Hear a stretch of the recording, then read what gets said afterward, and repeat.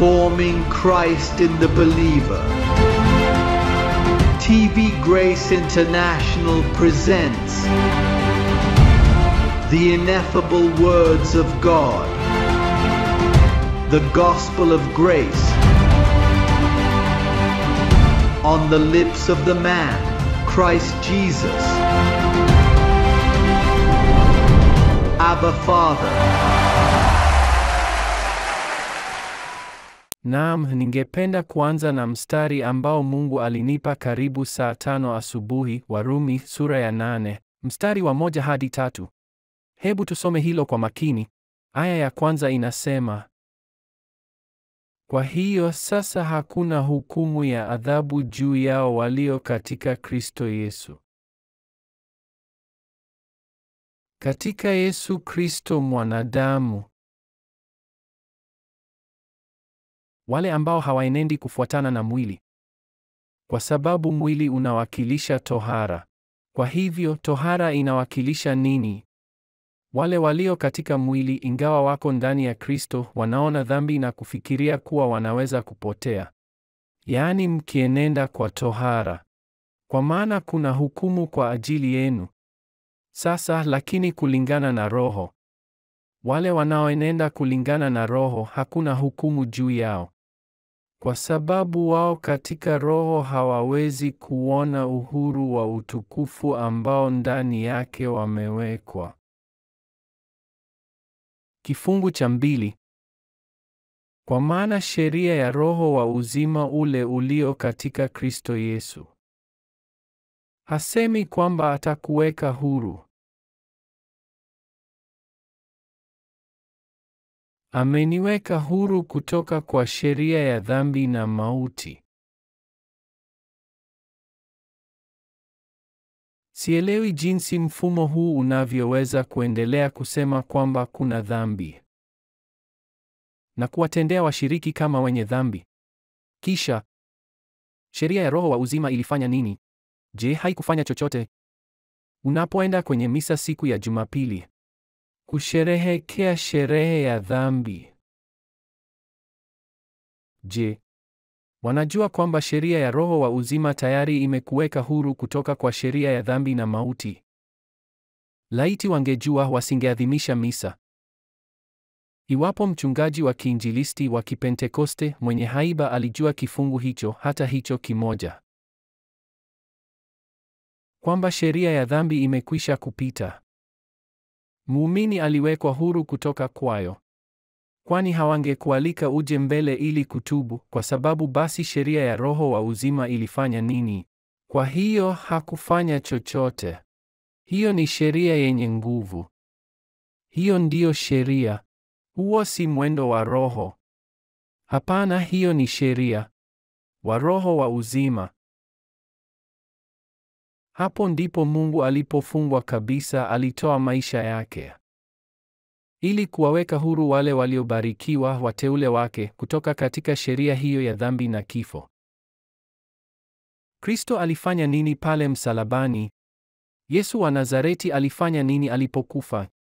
Aliondoa dhambi. Sasa Paulo baadaye anaeleza kwamba sheria ya Roho wa uzima ilifanya hivyo, ili kuweka huru kutoka kwa sheria ya dhambi na mauti.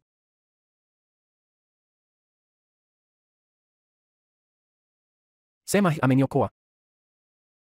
Mimi si mwenye dhambi. Mimi ni roho.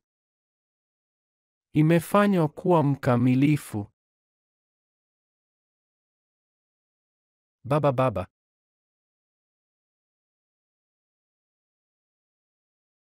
Angalia aya ya 3 inasema nini? Kwa maana yale yasiyowezekana kwa Torati, kwa tohara, kwa Musa, kwa amri, kwa kazi, nini kilikuwa hakiwezekani? Kwa maana sheria, kwa kuwa alikuwa dhaifu kwa sababu ya mwili, Mungu akimtuma mwana wake katika mfano wa mwili wenye dhambi. Na inaposema Mungu anatuma, kumbuka kwamba kuna siri iliyofichwa. Katika nani? Katika nani?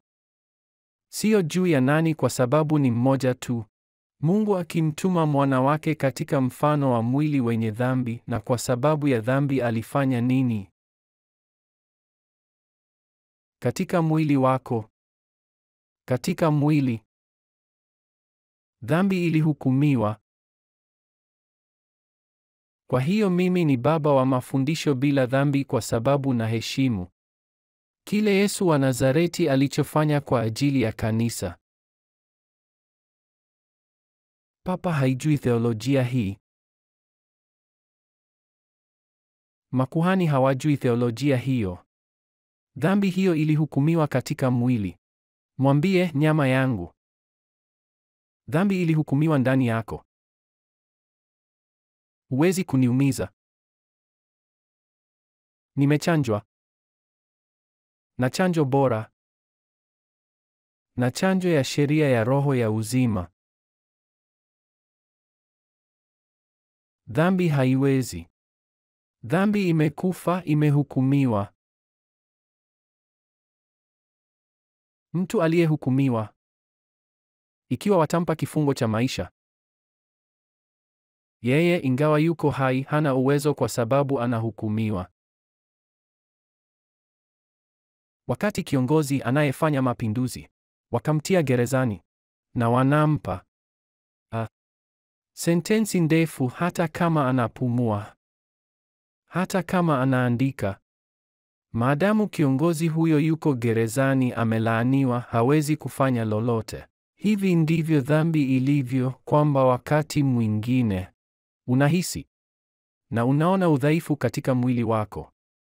Ndiyo maana wao, mfumo ambao unapazia, wanapoona majaribu wanaamini uongo na hawaamini ukweli wa Biblia. Ndiyo maana tunapowaambia waandishi wa habari dhambi imeondolewa, wanasema jinsi gani?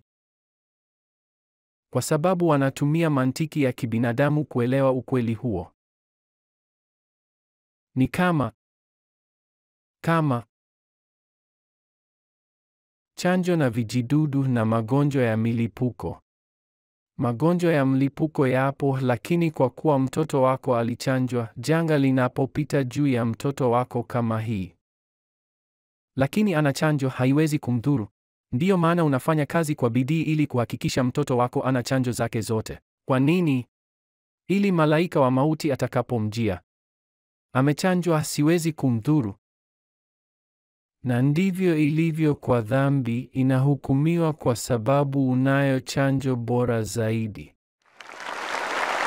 Uko huru kutoka kwa dhambi. Kanisa mpendwa halina dhambi. Kanisa halina kunyanzi, halina doa safi. Bado katika miaka 2000 hakujawa na kiongozi anayeliambia kanisa lake hakuna dhambi hapa, sisi sote ni safi. Hakuna mtu aliyesema.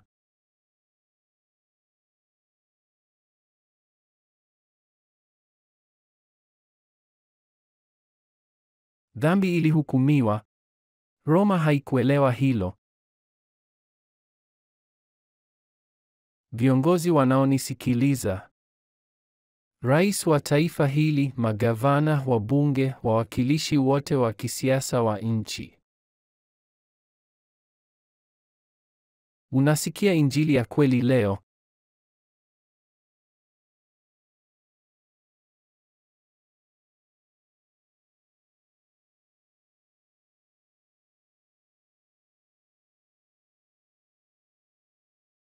Aya hiyo haijawahi kuelezwa na dini. Walisoma, lakini utaji hauwaruhusu kuona kwamba sasa wako huru mbali na dhambi. Alifanya nini? Alikuokoa. Sema, aliniokoa. Sio kwamba itakuweka huru. Ni kwamba alikuweka huru sasa. Sasa kanisa liko huru kutoka kwa dhambi. Hakuna dhambi kanisani. Hakuna mwenye dhambi kanisani. Huwezi kukata rufaa. Kwa nini? Viongozi wanaotusikiliza, kama wangeweza kuelewa mstari huo, hawatathubutu kamwe kusema kutakuwa na maisha hapa. Je, kuna maisha ya dhambi hapa yanayotaka kwenda kuungama? Kwa sababu dhambi iliondolewa miaka 2000 iliyopita. Kanisa amekuwa katika uasi. Angalia anachosema katika barua ya pili kwa Wathesalonike sura ya 2. Kifungu cha 3. Kwa nini aya hii haijaeleweka kwa miaka 2000? Barua ya pili kwa Wathesalonike sura ya 2 aya ya 3. Mtu asikudanganye. Kwa njia ngapi? Kwa sababu Bwana hatakuja bila uasi kuja kwanza na kufunuliwa mtu wa dhambi, mwana wa uharibifu. Kwa maana Bwana alikuja na kupata uasi. Na nani? Na mtu wa dhambi. Mtu wa dhambi si mtu wa dhambi kama vile ilianza na Petro mtu wa dhambi, ilianza pia kwa Yohana mtu wa dhambi, pamoja na Yakobo mtu wa dhambi, na Yuda mtu wa dhambi. Nyaraka hizo zote baada ya kitabu. Baada ya Waebrania. Vitabu 8 baada ya Waebrania ni vitabu 8 vya tohara, vilivyochafuliwa, vilivyotiwa madoa na roho hiyo ya tohara. Hao walikuwa watu wa dhambi. Papa wa kwanza mtu wa dhambi. Na ninaamini kumekuwa na takriban mapapa 260 walioteuliwa katika historia yote. Na wote wamekuwa watu wa dhambi. Hakuna hata mmoja wa mapapa hao aliyejua Warumi 8:2 na 3. Hakuna hata mmoja wa mapapa hao aliyeheshimiwa. Damu ya agano. Kila mtu anaendelea na uongo huo hadi leo. Mpaka tuwafunge midomo yao kwa mahubiri ya namna hii.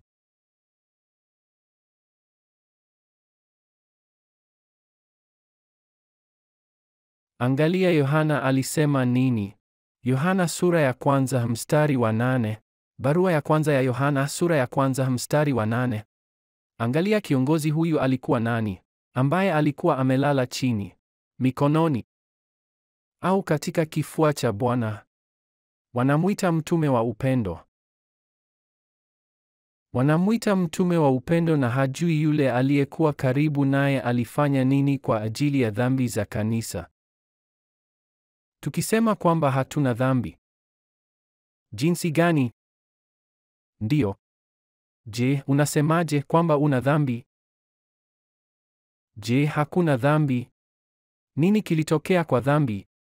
Je, ilihukumiwa? Na anathubutu vipi? Anathubutu vipi? Labda miaka 80 baada ya kifo cha Kristo. Labda miaka 20 baada ya Pablo kuuawa. Ndiyo maana Paulo alisema kuwa mwangalifu. Msifadhaike kwa namna yoyote, wala kwa mawazo, wala kwa roho, wala kwa barua kana kwamba imetoka kwetu, kwa sababu Paulo alijua tayari kwamba Yohana angeandika barua hii miaka kadhaa baadaye. Na anathubutu sema, mtume wa uongo wa tohara, mtu wa dhambi, mtu mbaya, Yohana. Wanaye katika kila kanisa Katoliki. Kuna sanamu zake hapa. Na leo Yesu Kristo, mtu huyo, analifunua. Na anasema yeye ni mwongo. Angalia jinsi alivyoiandika. Anasema, tukisema kwamba hatuna dhambi, twajidanganya wenyewe, wala kweli haimo mwetu. Je, unajua hiyo ni nini? Na tazama jinsi anavyosema. Kama inavyosema katika aya inayofuata. Katika sura ya 2 aya ya 1. Sura ya 2 aya ya 1 ya kitabu hicho hicho. Watoto wangu wadogo, ninawaandikia ninyi mambo haya ili msitende dhambi. Na kama mtu yeyote amefanya dhambi, Tuna wakili kwa Baba, Yesu Kristo mwenye haki. Kwa hiyo baada ya kuiondoa dhambi akawa mwanasheria. Halafu kama wakili hajasaidia, nenda ukaongee na mama. Hebu tuone kama hakutozi kwa huduma za wakili. Nenda ukaongee na Maria. Mtu huyo alikuwa mwongo, mtu wa dhambi na mkufuru. Hapa kutoka Bogota, Colombia hadi mataifa yote. Ninamtambulisha mmoja wa wana wa upotevu. Wanaume waovu. Wanaume walioharibu kanisa. Yohana mtume huyo ndiye aliyeandika Ufunuo. Ukiona kwa kanisa katika dhambi. Ikiwa bado anazungumza hivyo, unawezaje kuamini kitabu alichoandika? Ndiyo maana Mungu alimtumia roho ya kuchanganyikiwa kwa kulitendea kanisa hivyo. Huko katika kisiwa cha Patmo alianza kufunga na kutafuta ufunuo zaidi. Ndiyo maana kulikuwa na malaika huko aliyetumwa kutoka kwa Mungu. Akamwambia mchanganye. Na alipomwona yule wa pili akija, anasema niliona mnyama. Naye akapigana na kanisa na akashinda. Angeshinda. Tazama jinsi nilivyoshinda dhidi.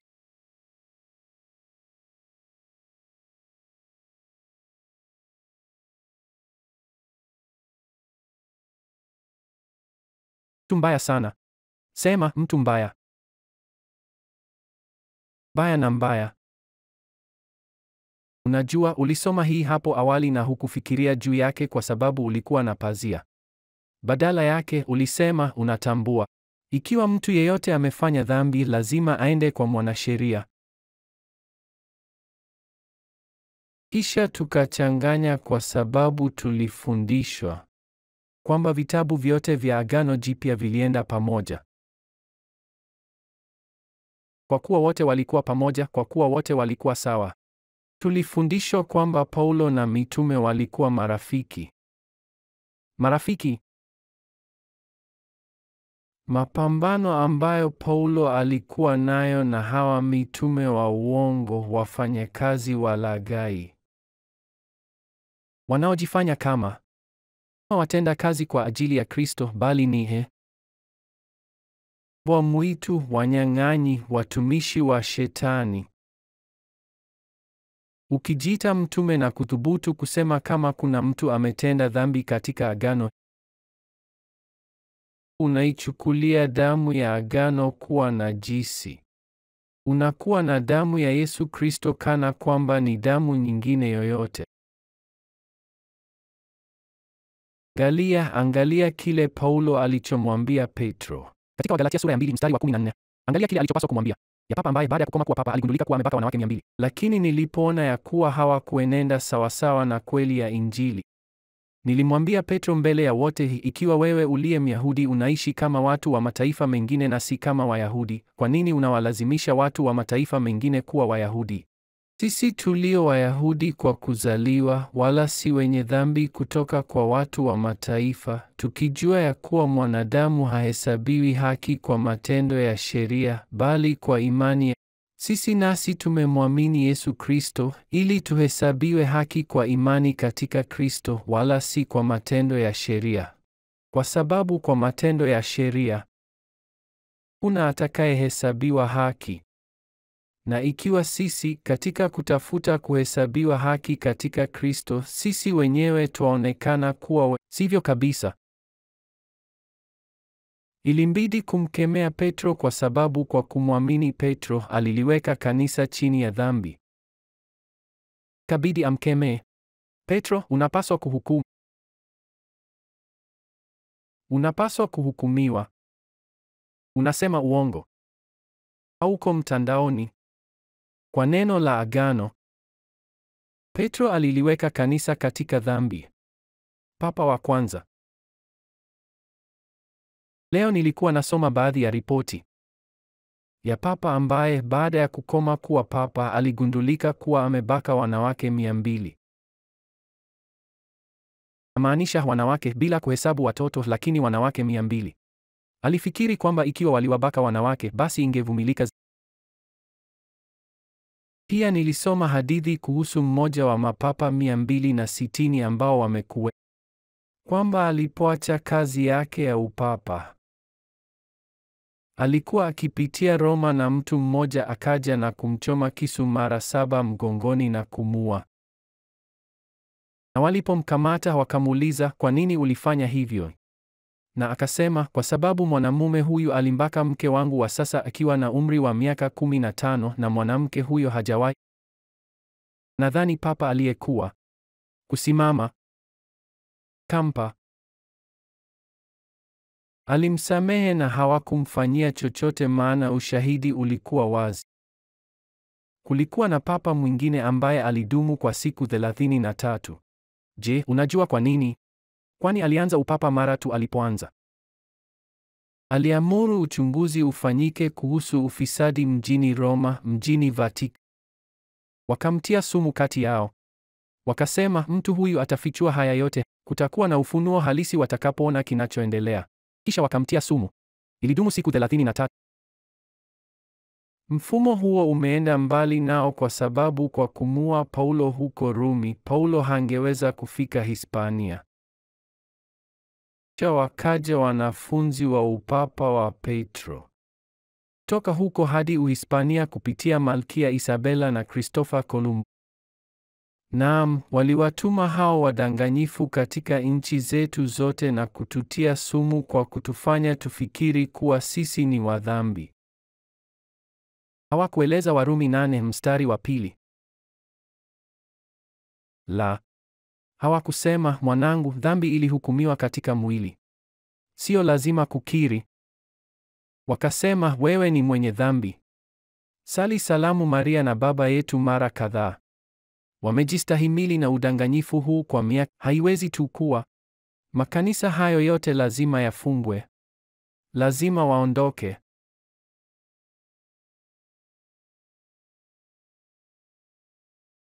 Lazima waondoke katika nchi zetu. Haribifu wa familia nzima. Anavuruga nyumba, miji. Pia ni mbaya kuliko wengine wote. Cheche ya ufunuo midomoni mwake. Yeye haijui Biblia. Yeye hajui agano la kutotahiriwa. Yeye haijui Injili. Unawezaje kumwita baba mwongo kama huyo?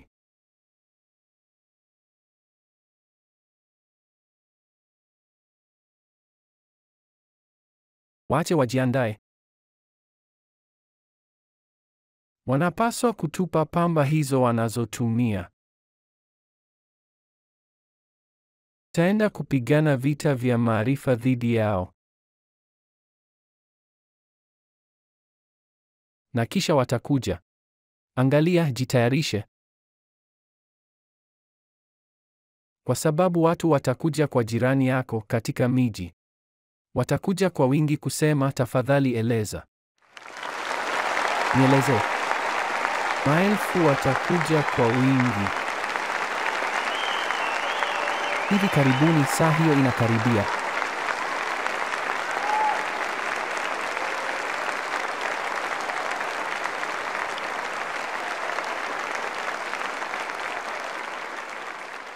Unaweza kukaa chini. Ndiyo maana ilikuja. Ndiyo maana nambari 666 ilikuja. Ili mpate mateso. Kwa sababu baada ya mateso kutakuja njaa ya haki na njaa ya ukweli. Anakuja. Na Mungu atatuma ustawi wa pekee kwa wale waliotiwa alama. Je, unajua kwa ajili ya nini? Kutakuwa na kifuniko cha malaika. Ili wale wanaokuona na hiyo na idadi hiyo. Sema, jamani, lakini huyu sio mtu yeyote tu.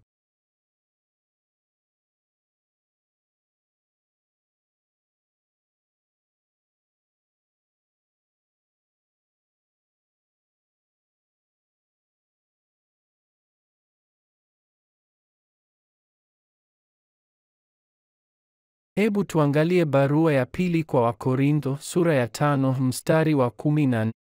Kwa maana upendo wa Kristo watubidisha kufikiri hili.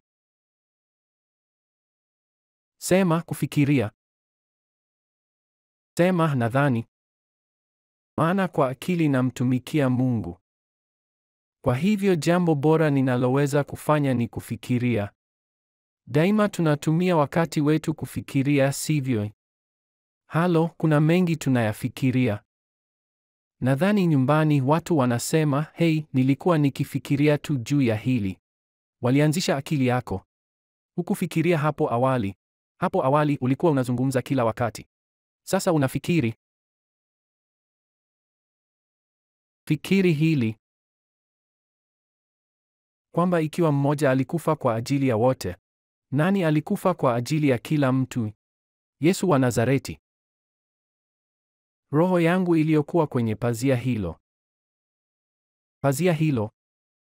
Pazia hilo lilikufa kwa ajili ya kila mtu.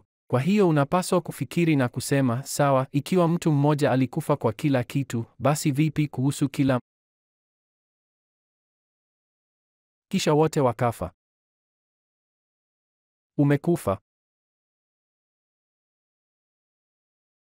Hayo ndiyo maelezo. Kwamba mmoja alikufa kwa ajili ya wote. Na unafikiri na kusema, hey, mmoja alikufa kwa ajili ya wote. Naam, basi kila mtu. Tumekufa. Sasa ni nini kinachotokea kwa watu ambao wamekufa mbele za Mungu? Amekufa mahali. Angalia Warumi 7 mstari wa 8 na uone kama unaielewa, kwa sababu utaifikia.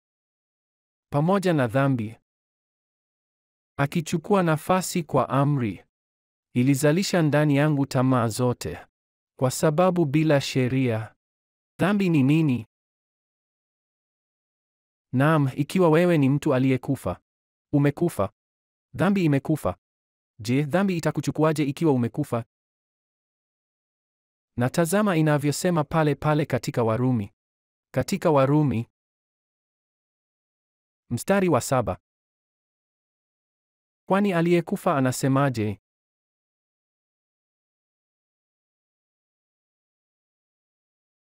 Unasemaje? Ikiwa mmoja alikufa kwa ajili ya wote, alafu nini? Na ikiwa ulikufa, nini kilitokea?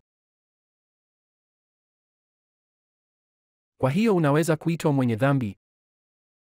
Ujambo haiwezi kuwa wazi zaidi au dhahiri zaidi. Kweli? Ndiyo, ikiwa unajiruhusu kuitwa mwenye dhambi. Unanitazama kwenye mtandao. Hey, ukweli ni kwamba wewe ni pathetic. Wewe ni mfanyabiashara mbaya. Sijui wapi. Una macho yako. Maanisha, ukisoma Biblia na inasema mmoja alikufa kwa ajili ya wote, basi wote na yeye aliyekufa amehesabiwa haki mbali na dhambi. Kwa hiyo husadiki kwamba umekufa, lakini ukiamini kwamba umekufa, unajua kabisa kwamba umehesabiwa haki kutoka katika dhambi. Dhambi ilihukumiwa katika mwili, nanyi mko huru. Tafadhali usidanganywe. Usidanganywe.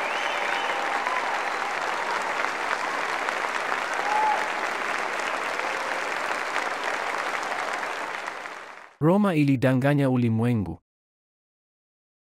Halo, tafadhali mantiki kidogo. Heshimu Kristo huyu unayesema unamwamini. Mimi ninamwamini. Ninamhubiri. Mimi ni mwanadamu Yesu Kristo. Natetea alichofanya hapo. Unaitetea. Heshimu ukweli huo.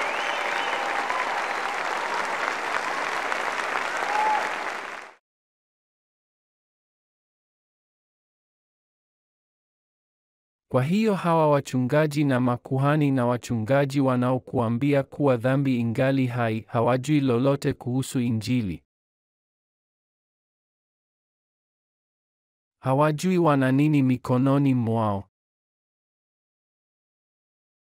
Huwa nakumbuka maono yale niliyokuwa nayo. Kwamba walinipeleka kwenye mkutano na Papa. Na kisha katika ufunuo huo vizuri, nilikubali kuzungumza naye. Kisha wakati nilipoketi kuzungumza, nikamwambia, Ni muhimu kwako kujua kwamba kila kitu nitakachokuambia lazima nithibitishe kwako na hili. Naye akaichukua Biblia na kuitupa pembeni, akaniambia, hiyo si nzuri. Wacha tuzungumze mimi na wewe. Ndivyo walivyo wote. Biblia yao imefunikwa na mavumbi. Wanayo kwenye sakafu.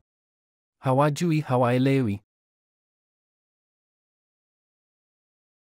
Kitu lazima kifanyike, watu, kitu lazima kifanyike. Ni lazima tufichue fikra za marais na viongozi kuwa ni za uongo, ni maadui wa watoto wao. Ni maadui wa uchumi wa nchi, ni maadui wa kisiasa, ni maadui wa kila mtu. Kwa ukweli tutaendelea. Usiogope tafadhali. Tazama, hakuna kitu kilichoandikwa kuhusu waoga.